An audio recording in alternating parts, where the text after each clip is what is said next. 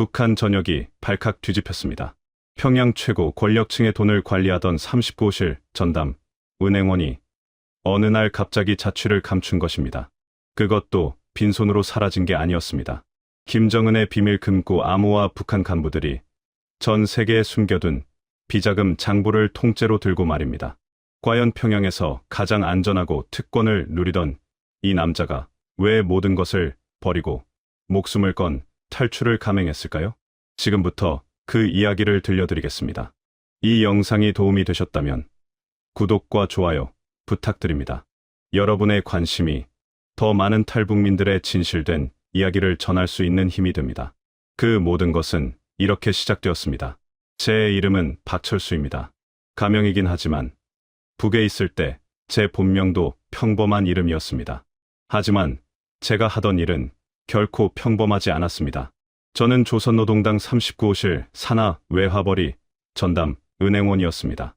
쉽게 말하자면 김정은 지도자 동지의 개인 금고를 관리하는 사람이었죠. 평양 중구역 대동강이 한눈에 내려다 보이는 고급 아파트에서 살았습니다.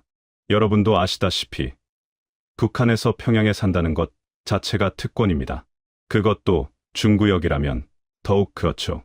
저희 아파트 단지는 당 간부들과 외화벌이 일꾼들만 사는 곳이었습니다.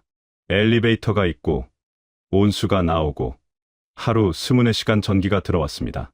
북한에서는 상상도 못할 호사였죠. 매일 아침 7시 저는 검은색 볼보 승용차를 타고 출근했습니다. 개인 차량이 있다는 것, 그것도 외제차를 탄다는 것이 얼마나 큰 특권인지 아시겠습니까? 지방 사람들은 평생 자전거도 못 타보는 경우가 많은데 말입니다. 운전기사가 문을 열어주면 저는 당연하다는 듯 차에 올라탔습니다. 그때는 그게 제가 누려야 할 당연한 권리라고 생각했으니까요. 사무실은 평양 중심부에 있는 특수 건물 안에 있었습니다. 건물 입구부터 삼엄했습니다. 경비대가 둘러싸고 있었고 들어가려면 3번의 신분 확인을 거쳐야 했습니다. 제 사무실은 지하 3층 철문 안쪽이었습니다. 창문 하나 없는 곳이었지만 저는 그곳에서 북한 전체 예산보다 많은 돈을 관리했습니다. 제 책상 위에는 매일 아침 특별 배급이 올라왔습니다. 흰쌀밥에 고기 반찬, 과일까지. 북한에서 고기를 매일 먹는다는 건 상상도 못할 일입니다. 지방에서는 명절에나 고기 구경을 하는데 저는 점심때마다 돼지고기며 닭고기를 먹었습니다. 커피도 마셨습니다. 그것도 중국산이 아니라 외국에서 들여온 원두커피를요. 제 주된 업무는 간단했습니다. 전 세계에 흩어져 있는 북한의 비밀 계좌를 관리하는 것이었습니다. 스위스, 싱가포르, 홍콩, 마카오 이런 곳에 있는 은행 계좌들의 암호를 제가 관리했습니다. 매달 들어오는 돈을 확인하고 지도자 동지의 지시에 따라 돈을 옮기는 일을 했죠. 컴퓨터 화면에 찍히는 숫자들은 상상을 초월했습니다. 억, 10억, 100억 이런 단위가 아니었습니다. 조 단위였습니다. 저는 제 일에 자부심을 가졌습니다. 당에서 저를 믿고 이런 중요한 일을 맡겼다는 것. 그것이 저를 특별한 사람으로 만들어준다고 생각했습니다. 아내도 자랑스러워했습니다. 당신은 평양에서도 손꼽히는 사람이에요. 아내는 늘 그렇게 말했습니다. 저도 그렇게 믿었고요. 저녁이 되면 집에 돌아와 아내가 차려준 저녁을 먹었습니다. 아내는 평양음악대학을 나온 재원이었습니다. 피아노를 잘 쳤죠. 저녁을 먹고 나면 아내가 피아노를 치고 저는 외국 신문을 읽었습니다. 네.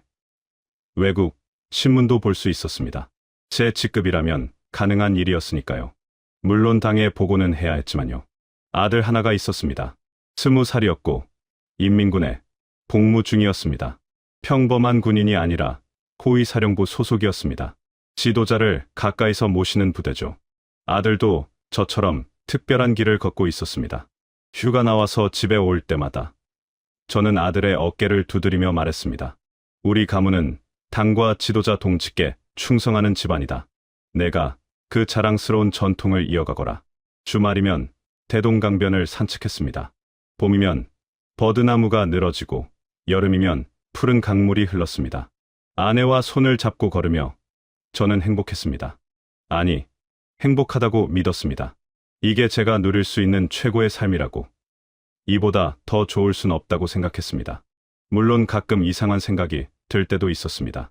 제가 관리하는 돈이 대체 어디서 오는 건지, 왜 이렇게 많은 돈이 외국 은행에 숨겨져 있는지, 그리고 그 돈으로 무엇을 사는지 보고서를 작성할 때면 가슴 한편이 불편했습니다.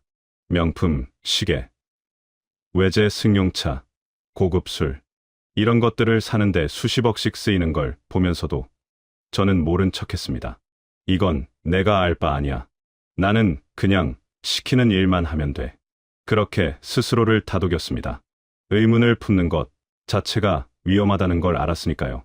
북한에서는 질문하는 사람이 먼저 의심받습니다. 그래서 저는 아무것도 묻지 않았습니다. 그저 충실하게 묵묵히 제 일만 했습니다. 2017년 가을이었습니다. 단풍이 곱게 물들던 그때까지만 해도 저는 제 인생이 계속 이렇게 흘러갈 거라고 믿었습니다. 평양의 특권층으로, 당의 신임을 받는 일꾼으로, 아내와 아들이 있는 행복한 가정의 가장으로. 하지만 세상 일은 한순간에 뒤집어집니다. 제 삶도 그랬습니다. 그날 저녁, 집에 돌아왔을 때 아내가 소파에 앉아 있었습니다. 안색이 창백했습니다. 여보, 병원에 가봐야 할 것 같아요. 아내의 목소리는 떨리고 있었습니다. 그게 시작이었습니다. 제 세계가 무너지기 시작한 순간이었죠. 아내는 암이었습니다. 병원에서 진단을 받은 날, 저는 하늘이 무너지는 것 같았습니다. 위암 말기. 의사는 담담하게 말했습니다. 수술을 해야 하는데 약이 부족합니다. 그리고 수술 후에도 항암제가 필요한데. 의사는 말을 흐렸습니다. 저는 그 말의 의미를 알았습니다. 돈이 있어야 한다는 뜻이었죠. 하지만 저는 39호실 은행원이었습니다. 평양에서 손꼽히는 특권층이었죠. 제가 구하겠습니다. 약이든 뭐든 다 구하겠습니다. 저는 의사에게 단호하게 말했습니다. 의사는 고개를 끄덕였습니다. 간부 병동으로 옮기시죠. 거기는 시설도 좋고 약도 비교적 있습니다. 아내는 평양적십자병원 간부 전용 병동으로 옮겼습니다. 일반 인민들은 들어갈 수도 없는 곳이었습니다. 병실은 깨끗했고 침대도 좋았습니다. 저는 안심했습니다. 여기라면 아내를 살릴 수 있을 거라고 믿었죠. 하지만 현실은 달랐습니다. 수술은 했지만 항암제가 없었습니다. 중국에서 들여와야 하는데 지금 루트가 막혔습니다. 담당 의사가 말했습니다. 저는 당 간부들에게 부탁했습니다. 뇌물도 바쳤습니다. 제가 모아둔 돈을 다 털어서라도 약을 구하려고 했습니다. 한 달이 지나고 두 달이 지났습니다. 아내는 점점 말라갔습니다. 한때 피아노를 치던 그 하얀 손은 뼈만 앙상하게 남았습니다. 여보, 괜찮아요. 괜찮을 거예요. 아내는 제 손을 잡고 미소 지었습니다. 하지만 저는 알았습니다. 아내가 거짓말을 하고 있다는 걸. 아내도 알고 있었습니다. 자신이 죽어간다는 걸. 2018년 2월, 아내는 세상을 떠났습니다. 간부 병동의 깨끗한 침대 위에서 약 한 알 제대로 쓰지 못하고 죽었습니다. 저는 아내의 손을 잡고 울었습니다. 미안해, 미안해. 그것밖에 할 수 있는 말이 없었습니다. 제가 그렇게 큰 돈을 관리하는 사람인데 제 아내 하나 살리지 못했다는 게 너무나 참담했습니다. 장례를 치르고 사무실로 돌아온 날이었습니다. 제 책상 위에는 평소처럼 업무 보고서가 쌓여 있었습니다. 저는 기계적으로 서류를 정리하기 시작했습니다. 그러다가 한 장의 명세서를 보게 되었습니다. 홍콩 계좌에서 인출된 내역이었습니다. 김 부부장의 명의로 된 계좌였죠. 인출 금액은 5만 달러. 우리 돈으로 치면 수억 원이었습니다. 사용 내역을 보니 스위스 명품 시계 2개, 프랑스 명품 가방 3개, 그리고 항암제 구입비. 저는 그 서류를 들고 있는 손이 떨렸습니다. 항암제. 바로 제 아내에게 필요했던 그 약이었습니다. 5만 달러면 아내를 살릴 수 있었습니다. 아니, 1만 달러만 있어도 충분했을 겁니다. 하지만 그 돈은 시계와 가방을 사는 데 쓰였고 항암제는 김 부부장 본인이 먹었던 겁니다. 저는 다른 서류들도 뒤지기 시작했습니다. 손이 떨렸지만 멈출 수 없었습니다. 박 국장 독일제 승용차 구입비 8만 달러. 최 부장 일본 전자제품 구입비 3만 달러. 리 참사 자녀 유학비 10만 달러. 제가 관리하는 돈이 어디에 쓰이는지 저는 알고 있었습니다. 하지만 이렇게 구체적으로 보니 분노가 치밀어 올랐습니다. 인민들은 굶어 죽고 제 아내는 약 한 알 없어서 죽었는데 이 사람들은 명품을 사고 외제차를 몰고 자식들을 외국에 유학 보내고 있었습니다. 그날 밤 저는 잠을 이룰 수 없었습니다. 아내가 없는 집은 너무나 고요했습니다. 피아노에는 먼지가 쌓여 있었습니다. 저는 피아노 뚜껑을 열고 건반을 만져봤습니다. 아내가 자주 치던 곡을 떠올리며 서툰 손가락으로 한 음 눌러봤습니다. 여보, 당신 죽인 게 나예요. 저는 혼자 중얼거렸습니다. 제가 그 돈을 관리했습니다. 제가 그 더러운 돈이 오가는 걸 보면서도 아무 말도 하지 않았습니다. 제가 공범이었던 겁니다. 제 특권, 제 안위를 지키려고 눈을 감았던 겁니다. 다음 날부터 저는 달라졌습니다. 사무실에 출근해서 컴퓨터 화면을 볼 때마다 그 숫자들이 달리 보였습니다. 전에는 그저 숫자였는데 이제는 피로 물든 돈으로 보였습니다. 굶어 죽은 사람들의 피, 약을 못 구해 죽은 사람들의 피, 탄광에서 죽어간 노동자들의 피. 저는 거울을 보며 제 얼굴을 바라봤습니다. 언제부터인가 살이 쪄서 얼굴이 둥그러져 있었습니다. 매일 고기를 먹고 좋은 걸 먹어서 그렇게 된 겁니다. 하지만 그 살은 다른 사람의 굶주림 위에 쌓인 것이었습니다. 이건 아니야. 이건 정말 아니야. 처음으로 제 자신에게 정직해졌습니다. 지금까지 제가 누렸던 모든 것들, 그 특권과 안락함이 얼마나 더러운 것 위에 세워진 건지 깨달았습니다. 저는 피해자가 아니었습니다. 가해자였습니다. 침묵으로 동조한 공범이었습니다. 하지만 그렇다고 당장 뭘 할 수 있는 건 아니었습니다. 북한에서 각성했다고 해서 달라지는 건 없습니다. 오히려 더 위험해질 뿐이죠. 저는 계속 일했습니다. 계속 그 더러운 돈을 관리했습니다. 하지만 제 마음속에는 작은 불씨가 타오르기 시작했습니다. 복수. 아니, 정확히 말하면 정의였습니다. 제 아내를 죽인 이 체제에 대한 수많은 사람들을 굶주림과 질병으로 죽게 만드는 이 시스템에 대한 복수 말입니다. 저는 조심스럽게 계획을 세우기 시작했습니다. 어떻게 하면 이 시스템을 무너뜨릴 수 있을까? 어떻게 하면 진실을 세상에 알릴 수 있을까? 그리고 무엇보다 어떻게 하면 살아남을 수 있을까? 아들 생각을 했습니다. 20살 아들, 호위 사령부에서 복무 중인 아들. 제가 만약 뭔가를 한다면 아들은 어떻게 될까요? 하지만 곧 다른 생각이 들었습니다. 이대로 가면 아들도 저처럼 살게 될 겁니다. 양심을 팔고 침묵하며 다른 사람의 고통 위에서 특권을 누리는 삶. 그건 제가 바라는 아들의 미래가 아니었습니다. 아들아, 아빠가 너한테 떳떳한 아버지가 되어줄게. 저는 마음속으로 아들에게 약속했습니다. 비록 지금은 아들 곁에 없지만 언젠가 아들이 진실을 알게 될 것입니다.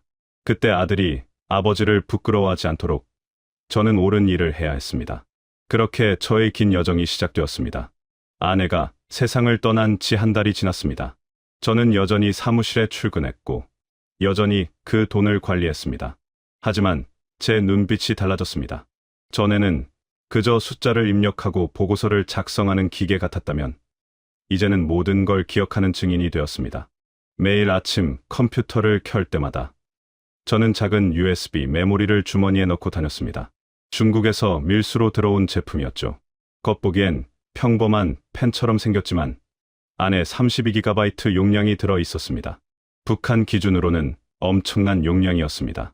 저는 조심스럽게 파일을 복사하기 시작했습니다. 비밀 계좌 목록, 거래 내역, 간부들의 개인 계좌 정보, 클릭 한 번 한 번이 목숨을 거는 일이었습니다. 사무실에는 감시 카메라가 있었지만 제 책상 각도는 사각지대였습니다. 그걸 알고 있었죠. 15년간 그 자리에서 일했으니까요. 파일을 복사하는 동안 심장이 터질 것 같았습니다. 키보드 소리조차 너무 크게 들렸습니다. 만약 누군가 뒤에서 보고 있다면, 만약 보안부에서 제 컴퓨터를 검열한다면, 하지만 멈출 수 없었습니다. 이게 제가 할 수 있는 유일한 저항이었으니까요. 매주 금요일마다 당 회의가 있었습니다. 간부들이 모여서 충성 맹세를 하고 서로의 성과를 보고하는 자리였죠.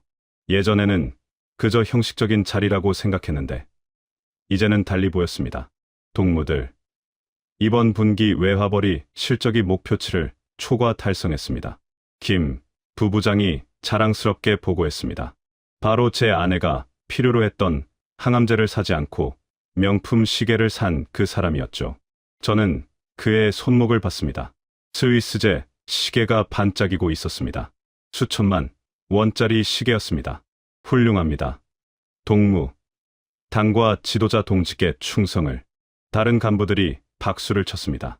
저도 박수를 쳤습니다. 하지만 제 손바닥은 땀으로 젖어 있었습니다. 분노로 온몸이 떨렸지만 표정은 관리해야 했습니다. 북한에서 감정을 드러내는 건 자살 행위니까요. 회의가 끝나고 복도에서 김 부부장과 마주쳤습니다. 박 동무, 요즘 안색이 안 좋은데 괜찮은가? 그가 물었습니다. 저는 고개를 숙였습니다. 아내를 잃어서 아직 마음이 좀... 그래, 힘들겠네. 하지만 개인 감정에 흔들려서는 안 되네. 우리는 당의 일꾼이니까.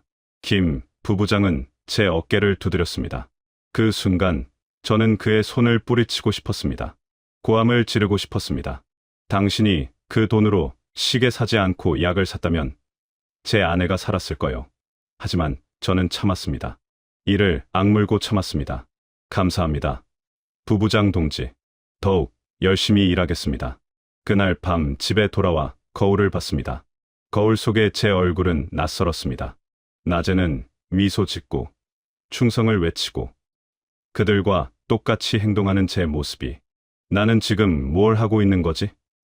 하지만 이것도 싸움의 일부였습니다.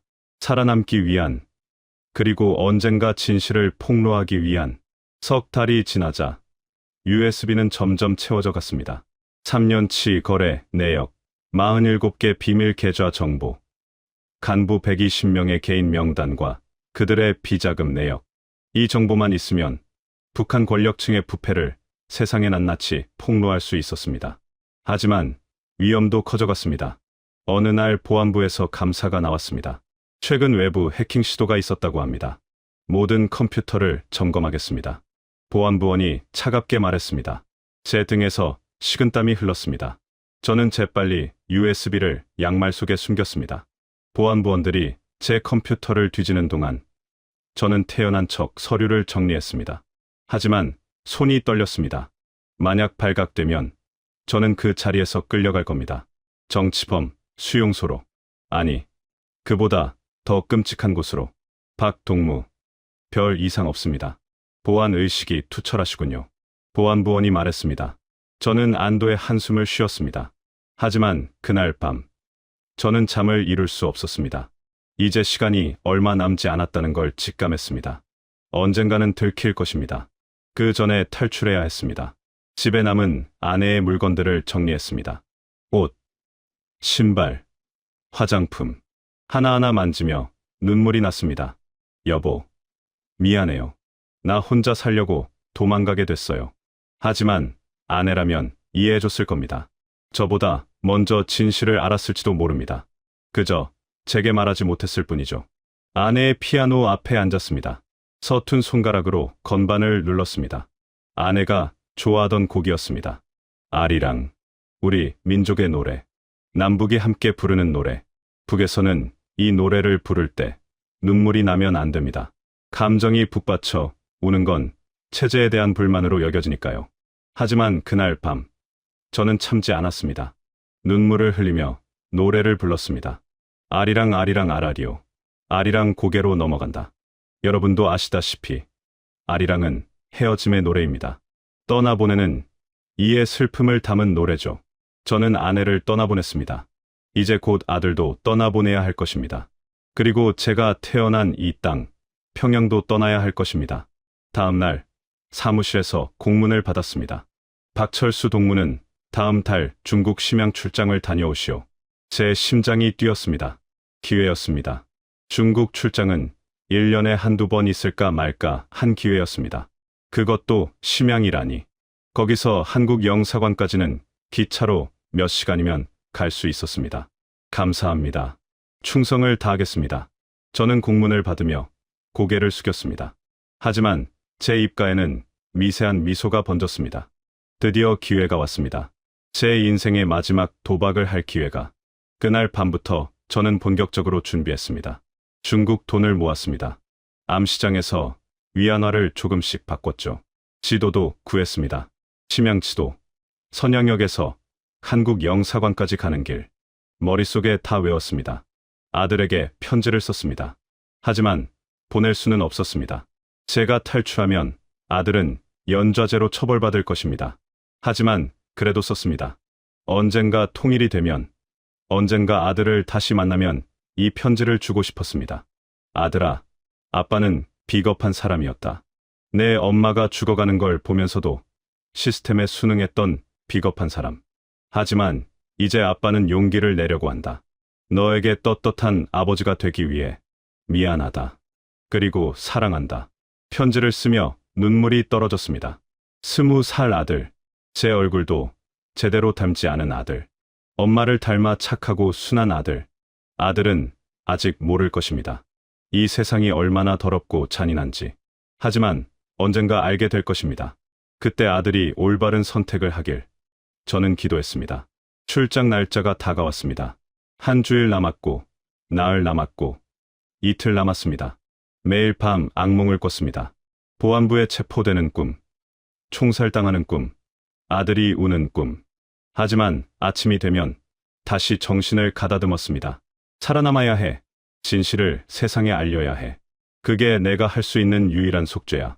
마지막 날, 대동강변을 마지막으로 걸었습니다. 봄바람이 불었습니다. 버드나무 가지가 바람에 흔들렸습니다. 아내와 함께 걸었던 그 길을 이제 혼자 걸으며 작별을 고했습니다. 평양아, 안녕. 나는 이제 내 아들이 아니다. 나는 너를 배신할 것이다. 하지만 그게 옳은 일이다.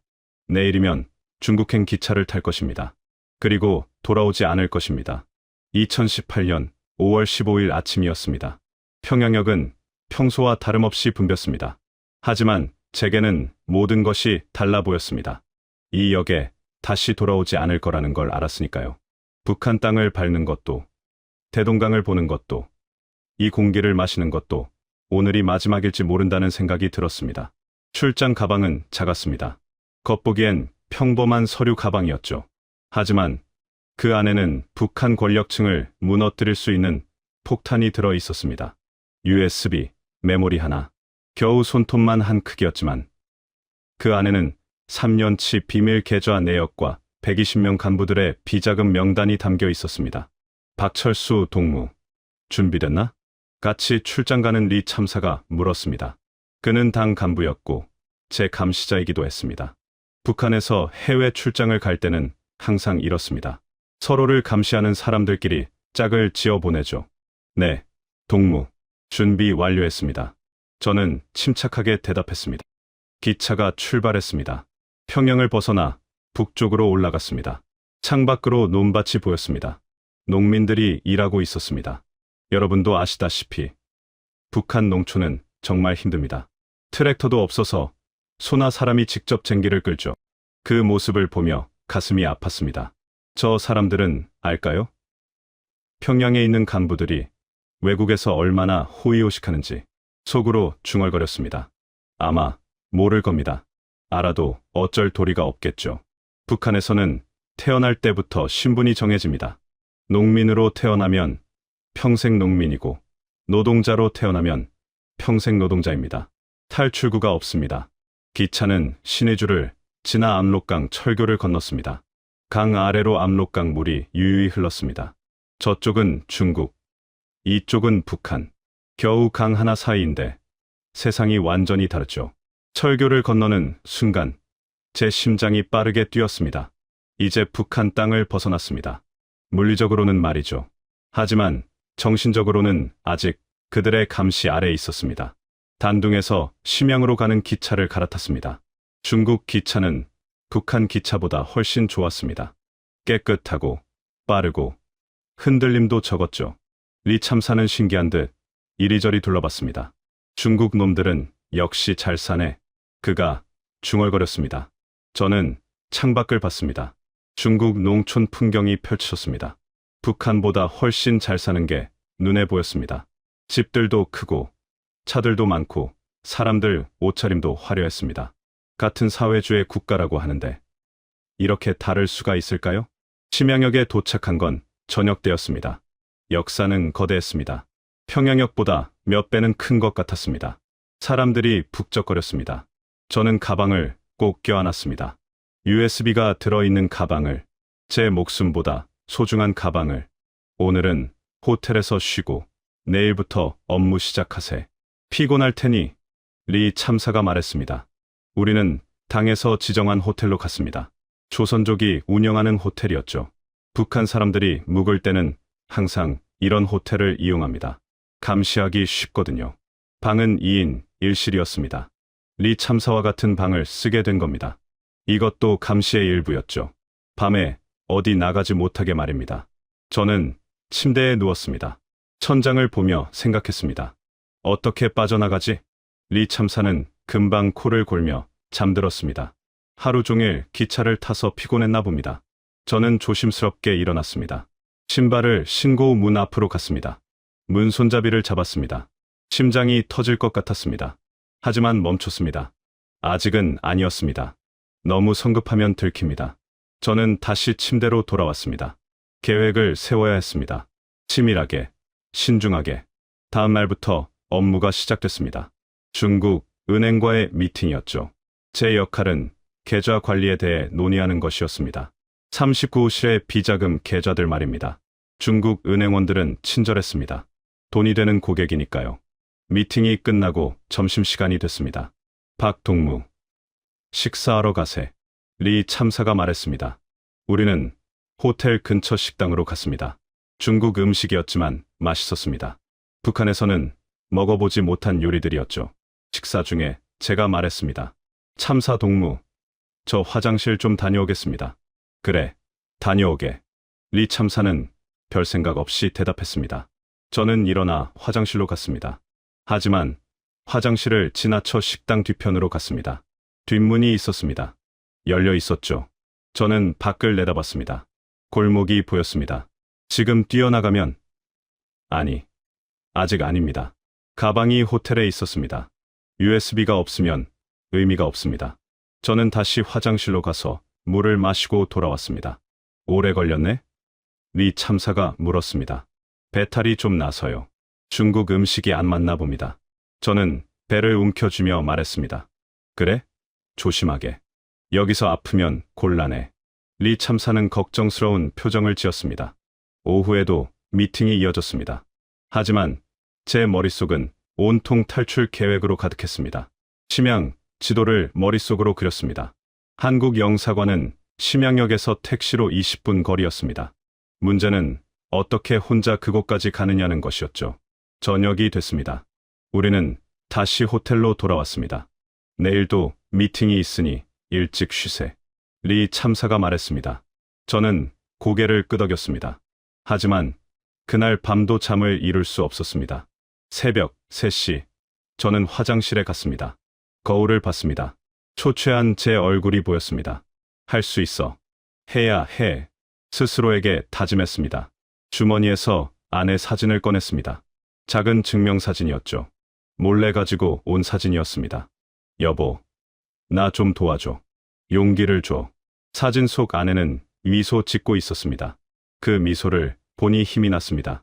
아내라면 제 선택을 응원해줬을 겁니다. 저는 사진을 다시 주머니에 넣었습니다. 사흘째 되는 날, 기회가 왔습니다. 오후 미팅이 일찍 끝났습니다. 오늘은 좀 쉬세. 내일이 마지막 일정이니까. 리 참사가 말했습니다. 그리고 그는 호텔 로비로 내려갔습니다. 조선족 지배인과 담소를 나누러 간 겁니다. 저는 방에 혼자 남았습니다. 지금이었습니다. 지금 아니면 기회가 없을 것 같았습니다. 저는 재빨리 가방을 챙겼습니다. USB가 들어있는 가방을, 그리고 주머니에 중국 돈을 넣었습니다. 몇 달 동안 모은 위안화 500위안, 우리 돈으로 약 10만 원 정도였습니다. 복도로 나갔습니다. 엘리베이터를 타지 않고 비상계단으로 내려갔습니다. 심장이 미친 듯이 뛰었습니다. 로비를 지나갈 때 리 참사가 보일까봐 고개를 숙였습니다. 다행히 그는 저를 보지 못했습니다. 호텔 밖으로 나왔습니다. 5월의 심양은 따뜻했습니다. 하지만 제 등에서는 식은땀이 흘렀습니다. 저는 걸었습니다. 빠르지도 느리지도 않게 자연스럽게 뒤를 돌아보고 싶었지만 참았습니다. 택시를 잡았습니다. 어디 가십니까? 기사가 물었습니다. 저는 떨리는 목소리로 말했습니다. 한국 영사관요. 한국 사람이십니까? 기사가 물었습니다. 저는 고개를 끄덕였습니다. 거짓말이었지만 어쩔 수 없었습니다. 택시가 출발했습니다. 호텔이 점점 멀어졌습니다. 심양거리가 차창 밖으로 흘러갔습니다. 저는 뒤를 돌아봤습니다. 아무도 쫓아오지 않았습니다. 아직은. 하지만 곧 리 참사가 제가 없어진 걸 알아챌 겁니다. 그러면 북한 보위부에 연락이 갈 것이고 중국 공안까지 움직일 겁니다. 빨리 가주세요. 저는 기사에게 부탁했습니다. 기사는 고개를 끄덕이며 속도를 올렸습니다. 15분, 20분. 시간이 느리게 흘렀습니다. 마침내 큰 건물이 보였습니다. 태극기가 펄럭이고 있었습니다. 대한민국 주선양 총영사관. 제 눈에서 눈물이 흘렀습니다. 택시에서 내렸습니다. 다리가 후들거렸습니다. 40년 넘게 살아오면서 이렇게 떨려본 적이 없었습니다. 영사관 정문 앞에는 중국 경비원이 서 있었습니다. 저는 천천히 다가갔습니다. 저기요. 목소리가 떨렸습니다. 경비원이 저를 쳐다봤습니다. 무슨 일이세요? 중국어였습니다. 저는 중국어를 조금 할 줄 알았습니다. 업무상 배웠으니까요. 한국 사람 만나고 싶습니다. 무슨 용건이신데요? 경비원이 물었습니다. 저는 주머니에서 USB를 꺼냈습니다. 그리고 떨리는 목소리로 말했습니다. 북한에서 왔습니다. 중요한 자료가 있습니다. 한국 정부에 전해야 합니다. 경비원의 눈빛이 변했습니다. 잠시만 기다리세요. 그는 인터폰으로 아내 연락했습니다. 몇 분 후, 한국 사람으로 보이는 남자가 나왔습니다. 정장을 입고 있었습니다. 들어오시죠. 그가 한국말로 말했습니다.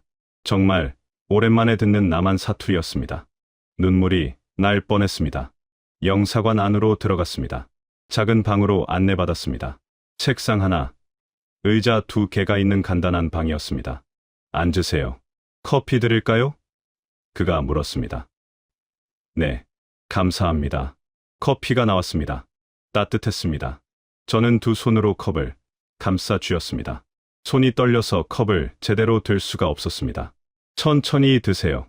괜찮습니다. 여기는 안전합니다. 그 사람이 말했습니다. 하지만 안전하지 않았습니다. 지금쯤 리 참사는 제가 사라진 걸 알았을 겁니다. 호텔을 뒤집었을 것이고 보위부에 연락했을 겁니다. 중국 공안도 움직이기 시작했을 겁니다. 시간이 없었습니다. 저는 북한 39호실 은행원이었습니다. 여기 이 USB에 김정은의 비밀 계좌 정보가 들어 있습니다. 저는 USB를 책상 위에 놓았습니다. 그 사람의 눈이 커졌습니다. 39호실이요? 네. 3년치 거래, 내역과 간부 120명의 비자금 명단이 있습니다. 전 세계 47개 계좌 정보도 있습니다. 그 사람은 재빨리 전화를 걸었습니다. 긴급입니다. 북한 고위급 망명자가. 네. 지금 바로요. 전화를 끊고 저를 봤습니다. 30분만 기다려주세요. 서울에서 사람이 옵니다. 30분. 길다면 긴 시간이었습니다. 저는 창밖을 봤습니다. 영사관 밖 거리가 보였습니다.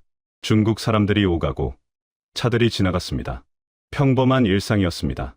하지만 제게는 생사가 오가는 시간이었습니다. 15분이 지났을 때였습니다. 밖에서 소란스러운 소리가 들렸습니다. 중국어로 고함치는 소리였습니다. 북한 사람 여기 있어. 범죄자야. 넘겨야 해. 제 심장이 멎는 줄 알았습니다. 걱정 마세요. 여기는 대한민국 영토입니다. 함부로 들어올 수 없어요. 그 사람이 저를 안심시켰습니다. 하지만 밖의 소리는 점점 컸습니다. 중국 공안이 온 겁니다. 북한 보위부도 함께 왔을 겁니다. 저는 문을 바라봤습니다. 저 문이 열리면 끝입니다.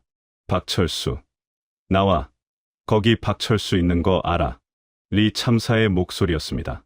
분명히 그 사람이었습니다. 같이 출장 왔던 그 사람.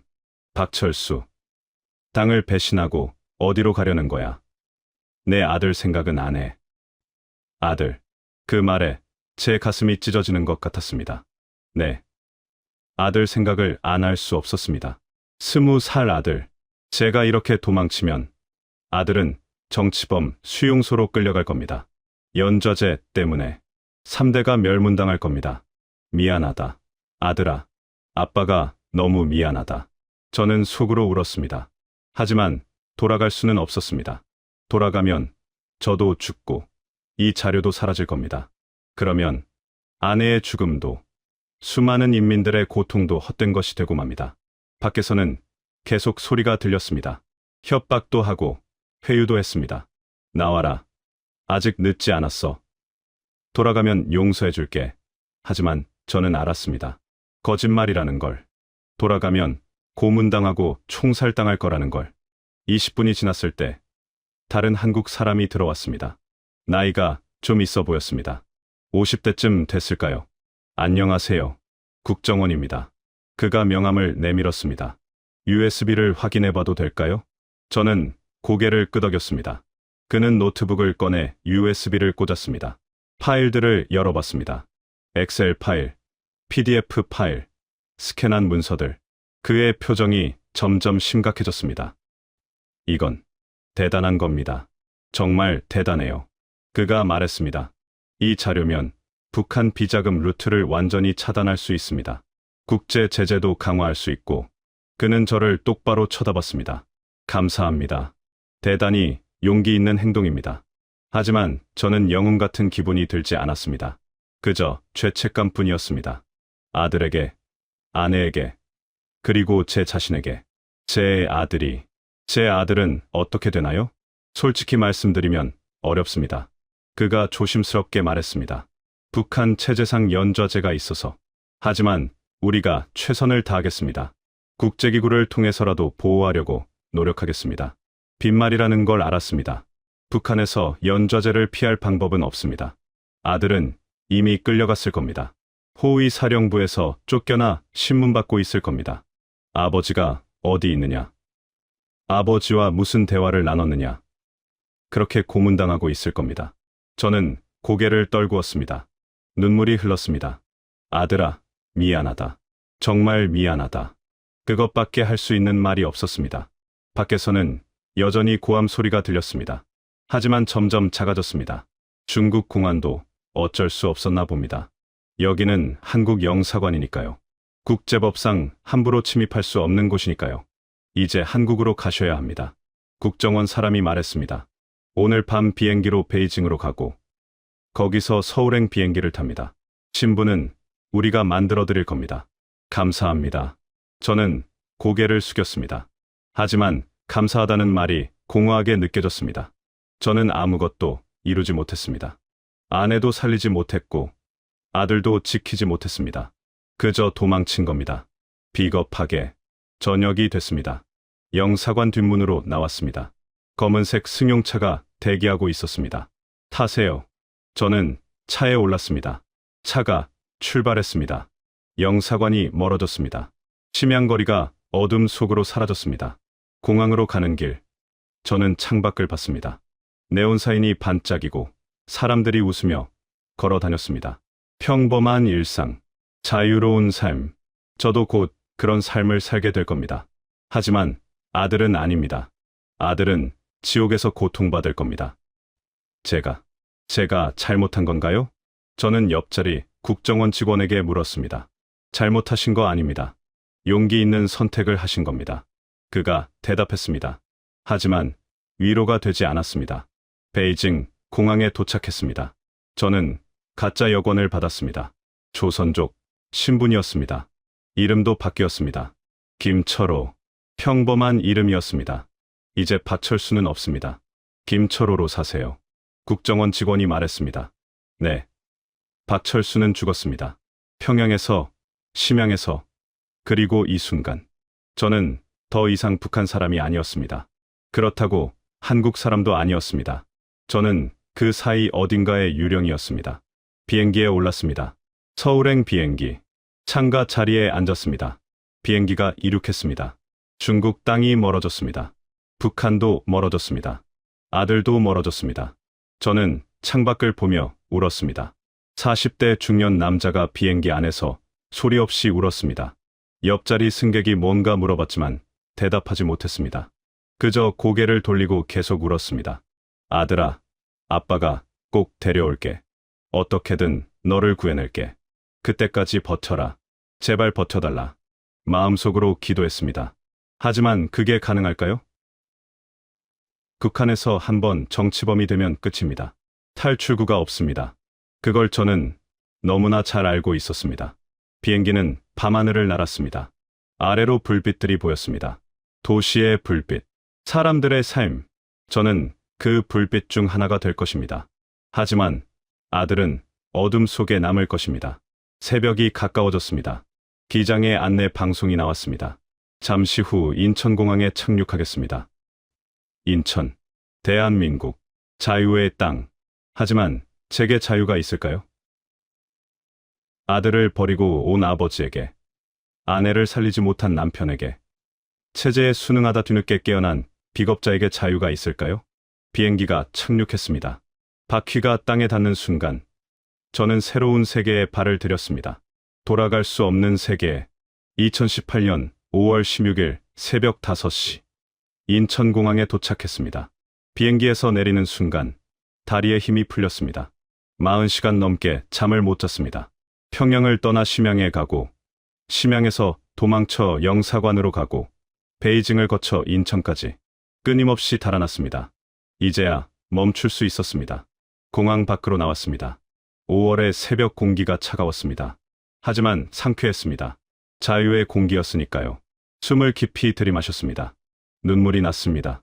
이제 저는 정말 자유로웠습니다. 물리적으로는 말이죠. 검은색 승용차가 대기하고 있었습니다. 타세요. 국정원 직원이 말했습니다. 저는 차에 올랐습니다. 차는 서울 방향으로 달렸습니다. 창밖으로 고층 빌딩들이 보였습니다. 네온사인이 반짝였습니다. 북한에서는 상상도 못할 풍경이었습니다. 어디로 가는 겁니까? 저는 물었습니다. 하나원입니다. 탈북자 정착 교육 기관이죠.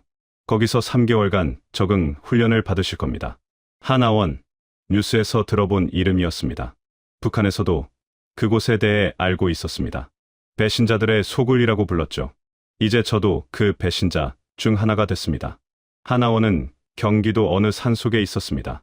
조용한 곳이었습니다. 건물은 깨끗했습니다. 여기서 쉬시고 내일부터 교육이 시작됩니다. 직원이 말했습니다. 제게 방이 배정됐습니다.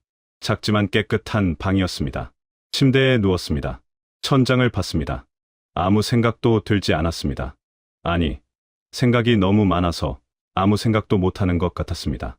아내, 아들, 평양, 39호실, USB, 영사관. 모든 게 꿈만 같았습니다. 잠이 들었습니다. 깊은 잠이었습니다. 얼마나 잤을까요? 눈을 떴을 때는 오후였습니다. 햇빛이 창문으로 들어왔습니다. 따뜻했습니다. 저는 일어나 창밖을 봤습니다. 산과 나무가 보였습니다. 평화로운 풍경이었습니다. 노크 소리가 들렸습니다. 들어오세요. 문이 열리고 젊은 여성이 들어왔습니다. 안녕하세요. 저는 하나원 상담사 김미경입니다. 그녀는 미소 지었습니다. 따뜻한 미소였습니다. 식사하셨어요? 배고프시면 식당으로 안내해 드릴게요.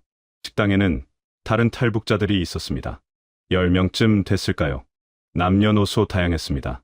모두 조용히 식사를 하고 있었습니다. 저도 밥을 받았습니다. 흰쌀밥에 고기 반찬, 김치, 국. 북한 같으면 명절에나 먹을 음식이었습니다. 처음 오셨어요? 옆자리에 앉은 여성이 물었습니다. 40대쯤 돼 보였습니다. 네, 어제 왔습니다. 저는 한 달 전에 왔어요. 함경도에서 왔죠. 당신은? 평양입니다. 평양이요? 그녀의 눈이 커졌습니다. 다른 사람들도 저를 쳐다봤습니다. 평양 사람이 여기 온다는 게 신기한 모양이었습니다. 평양 사람이 왜 여길? 사정이 있었습니다. 저는 더 이상 말하고 싶지 않았습니다. 식사 후 다시 방으로 돌아왔습니다. 침대에 앉아 생각했습니다. 여기서 3개월. 그 후에는 어떻게 될까요? 어디서 살고, 무슨 일을 하고, 어떻게 살아가게 될까요? 40대 중년. 북한에서 은행원으로 일했지만, 여기서 그 경력이 무슨 소용이 있을까요? 저녁이 됐습니다. 또 식당에 갔습니다. 밥을 먹고 있는데, TV에서 뉴스가 나왔습니다. 남한 뉴스였습니다. 아나운서가 말했습니다. 북한 고위급 인사가 최근 중국을 통해 한국으로 망명한 것으로 알려졌습니다. 이 인사는 북한 핵심 기관에서 일했으며 제 이야기였습니다. 하지만 이름은 나오지 않았습니다. 세부 사항도 없었습니다. 보안상 그런 거겠죠. 다른 탈북자들이 TV를 봤습니다. 누구래? 평양 고위급이라잖아. 여기 있나? 사람들이 수군거렸습니다. 저는 고개를 숙이고 밥을 먹었습니다. 주목받고 싶지 않았습니다. 그냥 조용히 지내고 싶었습니다. 다음 날부터 교육이 시작됐습니다. 한국어 교육이었습니다. 북한말과 남한말이 많이 다릅니다. 천천히 배워가시면 됩니다. 선생님이 말했습니다. 저는 노트를 펼쳤습니다. 아파트를 살림집이라고 하지 말라. 동물을 친구라고 하라. 인민을 국민이라고 하라. 어색했습니다. 40년 넘게 쓰던 말을 바꾼다는 게. 하지만 해야 했습니다. 여기서 살려면 적응해야 했으니까요. 컴퓨터 교육도 받았습니다. 인터넷 사용법을 배웠습니다. 북한에서도 컴퓨터를 썼지만 인터넷은 달랐습니다. 검색창에 뭐든 쳐볼 수 있었습니다. 북한, 김정은, 탈북자. 클릭 한 번으로 수천 개의 정보가 나왔습니다. 신기했습니다. 동시에 무서웠습니다. 이렇게 정보가 자유로운 곳에서 어떻게 통제가 가능할까요? 북한이라면 상상도 못할 일이었습니다. 한 달이 지났습니다. 어느 날 국정원 직원이 다시 찾아왔습니다. USB 자료 분석이 끝났습니다. 대단한 성과입니다. 그가 말했습니다. 이미 몇 개 계좌가 동결됐고 국제 제재도 강화됐습니다. 당신 덕분입니다. 하지만 기쁘지 않았습니다. 제 아들 소식은 없습니까? 저는 물었습니다. 국정원 직원은 고개를 저었습니다. 죄송합니다. 확인된 바가 없습니다. 하지만 그는 말을 멈췄습니다. 하지만 뭡니까? 북한 내부 소식통에 따르면 당신 아들이 정치범 수용소로 보내졌다고 합니다. 제 머릿속이 하얘졌습니다. 정치범 수용소, 지옥이었습니다. 거기 들어가면 나오지 못합니다. 평생 노역하다 죽습니다. 굶주림과 고문 속에서. 어느 수용소입니까? 15 관리소로 추정됩니다. 요덕입니다. 요덕. 제가 알고 있는 곳이었습니다. 함경남도에 있는 정치범 수용소. 가장 악명 높은 곳 중 하나였습니다. 제 아들이 거기 있다니. 20살 청년이 거기서 고통받고 있다니. 저는 그 자리에서 무너졌습니다. 울음이 터져 나왔습니다. 제가 죽였습니다. 제가 제 아들을 죽인 겁니다. 국정원 직원이 제 어깨를 두드렸습니다. 당신 잘못이 아닙니다. 북한 체제가 잘못된 겁니다. 하지만 위로가 되지 않았습니다. 체제가 잘못됐든 뭐든 제 아들이 고통받는 건 사실이니까요. 제 선택 때문에 그날 밤 저는 잠을 이룰 수 없었습니다. 아들 생각만 났습니다. 요덕, 수용소에서 무슨 일을 당하고 있을까? 얼마나 힘들까? 아빠를 원망하고 있을까? 죽고 싶을 만큼 괴로웠습니다. 다음 날 상담사 김미경 씨가 찾아왔습니다. 괜찮으세요? 그녀가 물었습니다. 저는 고개를 저었습니다. 괜찮지 않습니다. 제 아들이 알고 있습니다. 들었어요. 그녀는 제 옆에 앉았습니다. 여기 오시는 분들 대부분이 가족을 두고 오셨어요. 부모님, 형제, 자식, 다들 죄책감에 시달리죠. 하지만 그건 당신 잘못이 아니에요. 하지만 당신이 돌아간들 아들을 구할 수 있었을까요? 아니잖아요. 오히려 둘 다 죽었을 거예요. 맞는 말이었습니다. 하지만 머리로는 알아도 가슴이 받아들이지 못했습니다. 2달이 지났습니다. 하나원 생활에 조금씩 적응했습니다. 다른 탈북자들과도 친해졌습니다. 함경도에서 온 그 여성, 이름이 박영희 씨였습니다. 그녀도 딸을 북에 두고 왔다고 했습니다. 우리가 여기서 잘 살아야 해요. 그게 가족들에게 할 수 있는 유일한 일이에요. 박영희 씨가 말했습니다. 그녀는 저보다 먼저 와서 이미 많이 적응한 상태였습니다. 언젠가 통일이 되면 그때 가족을 만날 수 있을 거예요. 그때까지 우리가 잘 살아야죠. 통일. 먼 이야기 같았습니다. 하지만 희망이었습니다. 언젠가 통일이 되면 제가 아들을 찾을 수 있을 겁니다. 요덕, 수용소에 가서 아들을 구해낼 수 있을 겁니다.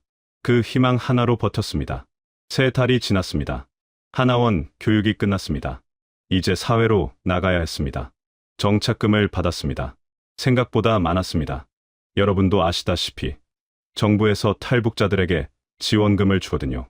하지만 돈이 문제가 아니었습니다. 어디서 살아야 할지, 무슨 일을 해야 할지 막막했습니다.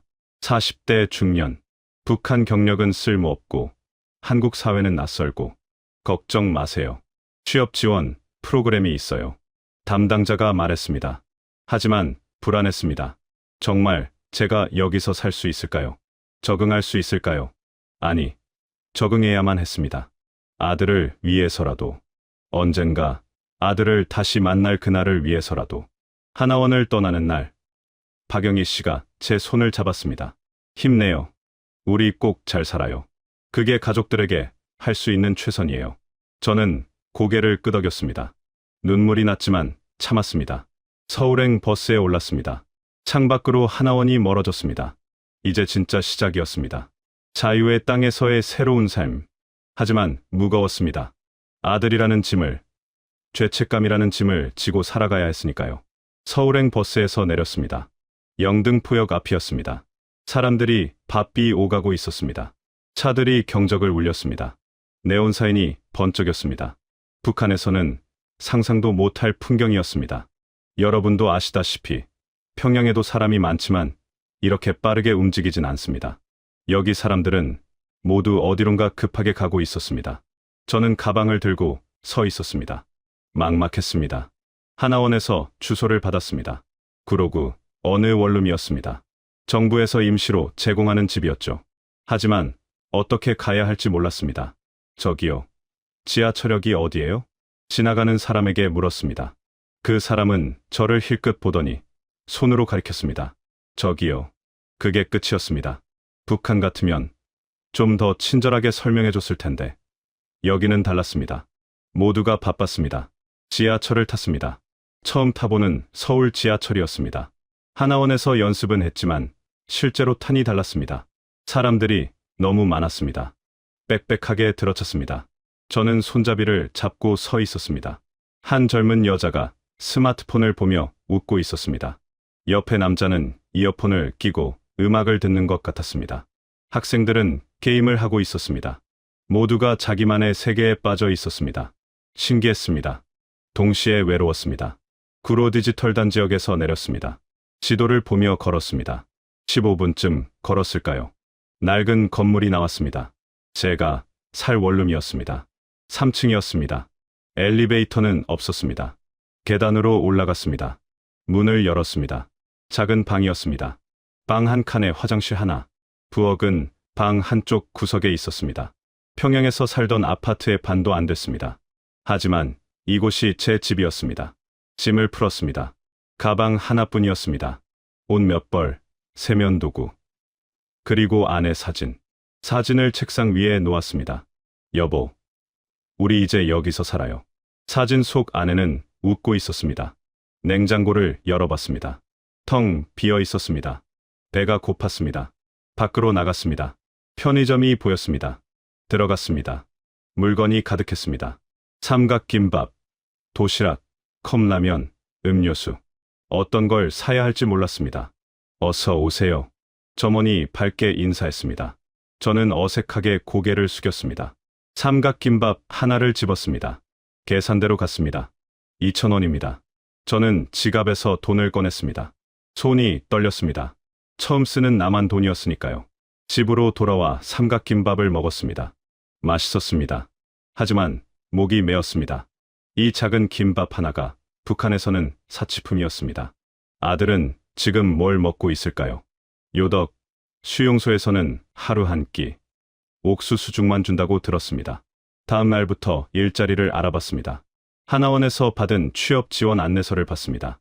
탈북민 취업 센터에 방문하세요. 주소가 적혀 있었습니다. 저는 그곳으로 갔습니다. 취업 상담사가 저를 맞았습니다. 어서 오세요. 이력서 가져오셨어요? 저는 하나원에서 만든 이력서를 꺼냈습니다. 그녀가 이력서를 봤습니다. 표정이 굳었습니다. 북한에서 은행원, 15년 경력이시네요? 네. 39호실에서 일했습니다. 솔직히 말씀드리면 북한 경력은 여기서 인정이 안 됩니다. 학력도 북한 대학이시고 제 심장이 내려앉았습니다. 그럼 어떻게 해야 하나요? 일단 기술을 배우시든가 아니면 단순 노무직으로 시작하셔야 할 것 같습니다. 단순 노무직. 저는 15년간 수조원을 관리한 은행원이었습니다. 하지만 여기서는 그게 아무 의미가 없었습니다. 나이가 45이신데 쉽지 않으실 거예요. 상담사가 조심스럽게 말했습니다. 일주일 동안 10군데가 넘는 곳에 이력서를 냈습니다. 공장, 식당, 편의점, 건설 현장. 하지만 번번이 떨어졌습니다. 경력이 없으시네요? 나이가 좀 많으신데. 말투가 북한 사람이시죠? 세 번째, 주가 되자 돈이 떨어지기 시작했습니다. 정착금은 있었지만 아껴 써야 했습니다. 앞으로 얼마나 버틸지 모르니까요. 밥을 하루 2끼로 줄였습니다. 아침은 거르고 점심은 편의점 삼각김밥, 저녁은 라면으로 때웠습니다. 한 달째 되던 날 드디어 연락이 왔습니다. 구로공단의 전자 부품 공장이었습니다. 내일 나오세요. 면접 보고 바로 시작하시면 됩니다. 다음 날 공장에 갔습니다. 낡은 건물이었습니다. 안으로 들어가니 기계 소리가 요란했습니다. 사장이 나왔습니다. 50대쯤 되어 보였습니다. 북한에서 왔다고? 네. 일은 해봤어? 은행원이었습니다. 은행? 사장이 웃었습니다. 여기는 은행 아니고 공장이야. 손 쓸 줄 알아? 배우겠습니다. 좋아. 월급 180만 원. 하루 8시간. 할 거야? 180만 원. 북한 기준으로는 상상도 못할 큰 돈이었습니다. 하지만 여기서는 최저 수준이라는 걸 알았습니다. 그래도 선택의 여지가 없었습니다. 하겠습니다. 다음 날부터 출근했습니다. 아침 8시부터 저녁 5시까지 조립 라인에 서서 부품을 끼웠습니다. 같은 동작을 수백 번, 수천 번 반복했습니다. 손이 저렸습니다. 허리가 아팠습니다. 45살의 몸은 쉽게 지쳤습니다. 옆에서 일하는 사람이 말을 걸었습니다. 형, 첫날이에요? 네. 힘들죠? 익숙해지면 괜찮아요. 그는 젊었습니다. 20살쯤 돼 보였습니다. 제 아들 또래였습니다. 형은 몇 살이에요? 45. 와. 근데 여기서 일하세요? 나이 들어서 힘들 텐데. 그 말에 가슴이 쓰였습니다. 네. 저는 나이 들었습니다. 북한에서 은행원으로 일할 나이에 여기서는 공장 노동자로 다시 시작해야 했습니다. 첫 월급을 받았습니다. 통장에 162만 원이 찍혔습니다. 세금을 떼고 남은 돈이었습니다. 제 돈이었습니다. 제가 번 돈이었습니다. 은행 앞에 서서 통장을 보며 울었습니다. 마트에 갔습니다. 장을 봤습니다. 쌀 10kg, 돼지고기, 김치, 야채, 과일, 카트에 물건을 담으며 눈물이 났습니다. 북한에서는 상상도 못할 일이었습니다. 제 돈으로 제가 먹고 싶은 걸 사는 것. 집에 돌아와 고기를 구웠습니다. 삼겹살이었습니다. 지글지글 소리를 내며 익어갔습니다. 상을 차리고 앉았습니다. 하지만 먹을 수가 없었습니다. 아들아, 아빠는 지금 삼겹살을 먹는다. 너는 뭘 먹고 있니? 요덕, 수용소, 정치범들은 하루 한 끼, 옥수수죽만 먹는다고 들었습니다. 그것도 제대로 안 주는 날이 많다고. 아들은 지금 굶고 있을지도 모릅니다. 저는 젓가락을 놓았습니다. 고기를 먹을 수가 없었습니다. 밥도 넘어가지 않았습니다. 결국 다 버렸습니다. 죄책감 때문이었습니다. 주말이 됐습니다. 박영희 씨에게서 전화가 왔습니다. 하나원에서 같이 있던 그 여성이었습니다. 오빠, 교회 안 가요? 우리 교회 좋아요. 같이 가요. 저는 북한에서 종교를 믿어본 적이 없었습니다. 하지만 갈 곳도 없었고 외로웠습니다. 그럴까요? 좋아요. 내일 아침 9시에 만나요. 다음 날 교회에 갔습니다. 작은 교회였습니다. 사람들이 따뜻하게 맞아줬습니다. 새로 오셨어요? 환영합니다. 목사님이 악수를 청했습니다. 손이 따뜻했습니다. 예배가 시작됐습니다. 찬송가를 불렀습니다. 놀랍다. 주님의 큰 은혜. 나 같은 죄인 살리셨네. 가사를 듣는데 눈물이 났습니다. 나 같은 죄인. 네. 저는 죄인이었습니다.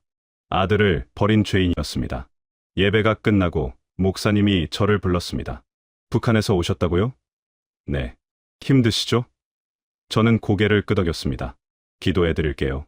목사님이 제 손을 잡았습니다. 기도했습니다. 하나님, 이 형제를 도와주세요. 북에 있는 가족들도 지켜주세요. 기도를 듣는데 눈물이 멈추지 않았습니다. 하나님, 저는 하나님을 믿지 않았습니다. 하지만 그 순간 믿고 싶었습니다. 누군가 제 아들을 지켜주고 있다고 믿고 싶었습니다. 2달이 지났습니다. 공장 일에 조금 익숙해졌습니다. 동료들과도 친해졌습니다. 하지만 여전히 적응은 어려웠습니다. 말투가 이상하다고, 상식이 없다고, 사람들은 가끔 저를 이상하게 쳐다봤습니다. 밤에는 인터넷으로 북한 소식을 찾아봤습니다. 정치범 수용소 관련 기사를 검색했습니다. 혹시 아들 소식이 있을까 해서요. 하지만 없었습니다. 대신 다른 기사를 봤습니다. 북한 39호실, 디자금 계좌 대량 동결. 제가 제공한 자료 덕분이었습니다. 수백억 원이 동결됐다고 했습니다. 북한 간부들이 발을 동동 굴렀을 겁니다. 하지만 기쁘지 않았습니다. 그 대가가 너무 컸으니까요. 제 아들이 요덕 수용소에서 고통받고 있으니까요. 편지를 썼습니다. 아들에게 보낼 수 없는 편지였습니다. 아들아, 아빠는 오늘도 공장에서 일했다. 손이 아프고 허리가 아프다. 하지만 참을 수 있다. 너를 생각하면 이 정도 고통은 아무것도 아니니까. 아들아, 아빠가 미안하다. 너를 구하지 못해서. 하지만 포기하지 않을게. 언젠가 꼭 너를 만날 거야. 편지를 서랍에 넣었습니다. 매일 쓰는 편지였습니다. 보낼 수 없는 편지였지만 그게 제가 아들과 연결되는 유일한 방법이었습니다. 한국에 온 지 3년이 지났습니다. 2021년 봄. 저는 여전히 구로공단 공장에서 일하고 있었습니다. 하지만 많은 것이 달라졌습니다. 이제 조립 라인 반장이 됐습니다. 월급도 조금 올랐습니다. 250만 원. 혼자 살기에는 충분한 돈이었습니다. 원룸도 옮겼습니다. 좀 더 넓은 곳으로. 방 2칸짜리였습니다. 하나는 제 방, 하나는 언젠가 아들이 올 방이었습니다. 빈 방이었지만 저는 그 방을 깨끗이 치웠습니다. 침대도 놓았습니다. 책상도 놓았습니다. 아들이 언제 와도 쓸 수 있게 말입니다. 형, 빈 방에 왜 침대를 놔요? 이사를 도와준 동료가 물었습니다. 아들 방이야. 아들이 있어요? 응. 북한에. 아, 미안해요. 물어봐서. 괜찮아. 언젠가 올 거야. 믿고 있었습니다. 언젠가 통일이 되면, 언젠가 북한이 무너지면 제가 아들을 데려올 수 있을 거라고. 그 희망으로 살았습니다. 한국말도 많이 늘었습니다. 이제 동무 대신 친구라고 했고 살림집 대신 아파트라고 했습니다. 억양도 많이 부드러워졌습니다. 가끔 사람들이 물었습니다. 어디 출신이에요? 북한입니다. 아, 그래요? 근데 말 잘하시네요.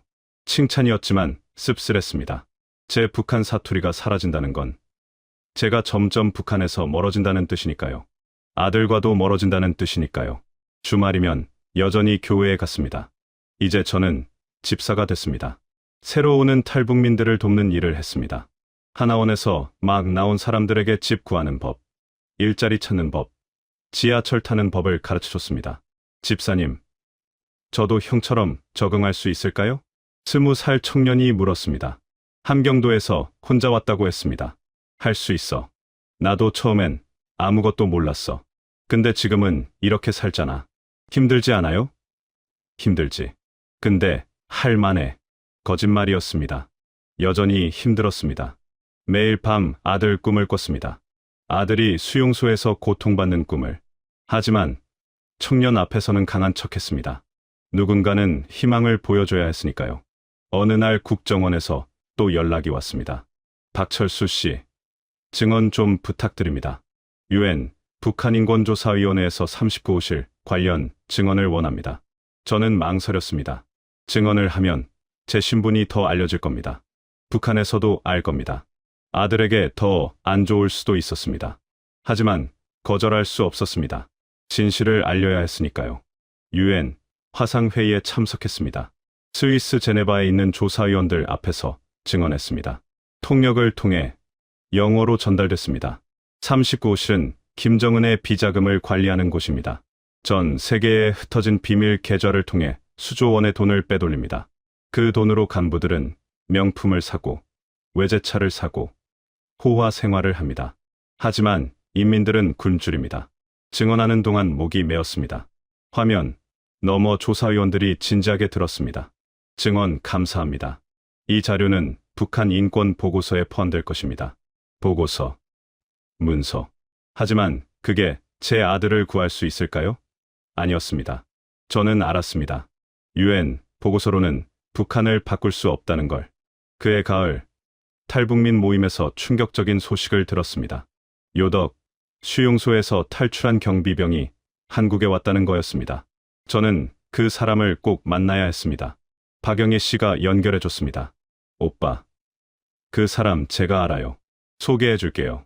일주일 후 커피숍에서 만났습니다. 30대 남자였습니다. 얼굴이 야위어 있었습니다. 안녕하세요. 저는 박철수입니다. 아, 그 유명하신 39호실 분이시죠. 그는 제 손을 잡았습니다. 떨리는 손이었습니다. 부탁이 있습니다. 요덕 수용소에 제 아들이 있습니다. 지금 23살입니다. 혹시 기다려보세요. 그는 핸드폰을 꺼냈습니다. 사진을 보여줬습니다. 수용소 내부 사진이었습니다.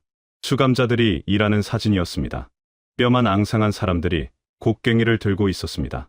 이 사진에 아드님이 있을 수도 있습니다. 하지만 확실하진 않습니다. 저는 사진을 확대했습니다. 손이 떨렸습니다. 한 명 한 명 얼굴을 봤습니다. 하지만 아들은 없었습니다. 아니, 알아볼 수가 없었습니다. 모두 너무 말라서, 너무 늙어서. 제 아들이 살아있을까요? 모르겠습니다. 솔직히 그곳에서 3년을 버티기는 쉽지 않습니다. 그 말에 제 세상이 무너졌습니다. 3년.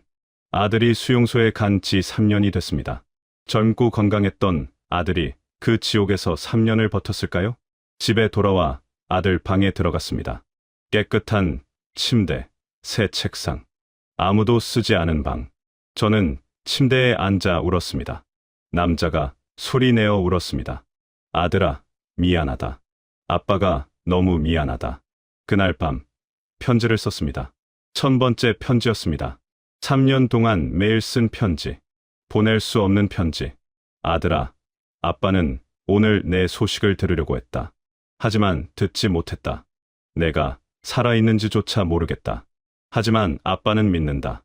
내가 살아있다고. 내가 버티고 있다고. 언젠가 꼭 만날 거라고.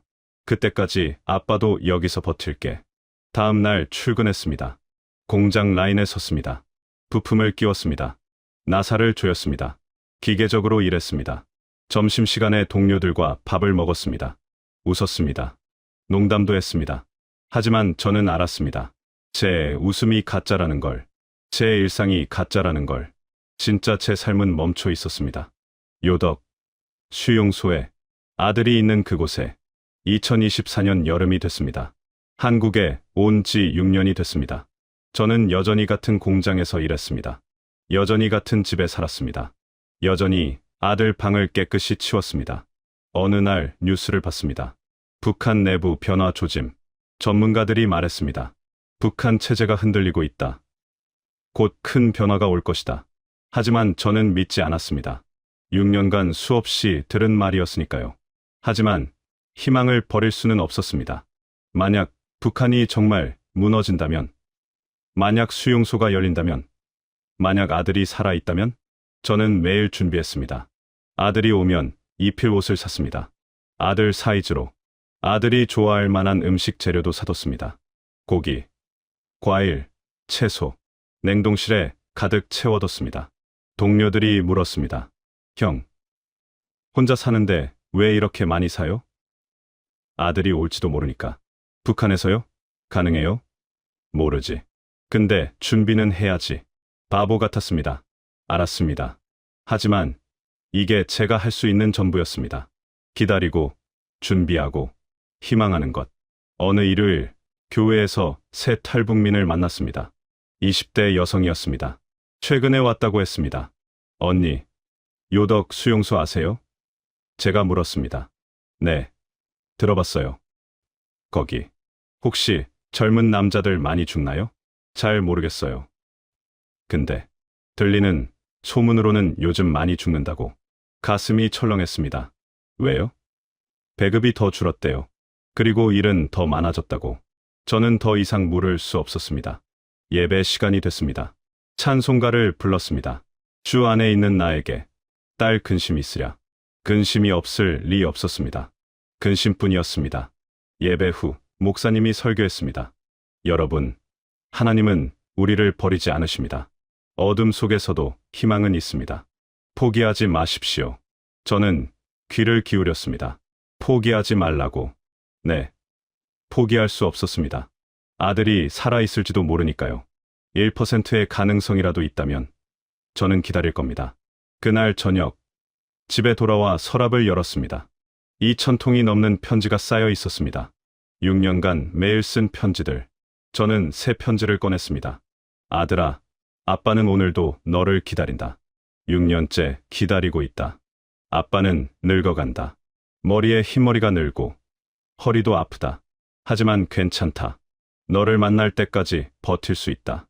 아들아, 아빠를 원망해도 좋다. 미워해도 좋다.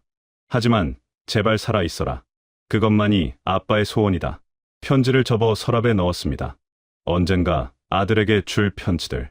언젠가 아들이 읽을 편지들. 그날이 올 때까지 저는 계속 쓸 겁니다. 창밖을 봤습니다. 서울의 밤이 반짝였습니다. 자유의 땅, 기회의 땅. 하지만 저에게는 여전히 불완전한 자유였습니다. 아들이 없는 자유, 죄책감과 함께하는 자유. 여러분, 저는 오늘도 여기 살고 있습니다. 혼자 중얼거렸습니다. 자유를 누리고 있습니다. 하지만 완전한 자유는 아닙니다. 제 아들이, 그리고 북한에 남은 2,500만 인민이 자유를 얻는 날까지 제 자유도 불완전할 겁니다. 핸드폰을 켰습니다. 뉴스를 봤습니다. 북한 관련 기사를 찾았습니다. 매일 하는 일과였습니다. 혹시 변화의 조짐이 있는지, 혹시 수용소 소식이 있는지. 오늘도 없었습니다. 내일도 없을 겁니다. 하지만 저는 계속 찾을 겁니다. 포기하지 않을 겁니다.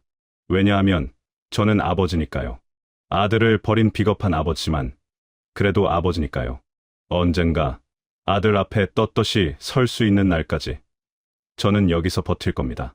자유의 땅에서, 죄책감과 희망 사이에서, 오늘도, 내일도, 그 후로도. 이것이 제 이야기입니다. 평양은행원에서 한국 공장 노동자가 된 남자의 이야기. 체제를 배신하고 아들을 잃은 아버지의 이야기. 하지만 포기하지 않는 사람의 이야기입니다. 감사합니다. 이 이야기를 들어주셔서. 여러분의 관심이 북한의 진실을 알리고 언젠가 통일을 앞당기는 힘이 될 것입니다. 그날이 오면 저는 아들을 만날 겁니다. 그리고 이 2,000통의 편지를 건네줄 겁니다. 그날을 기다리며 저는 오늘도 삽니다.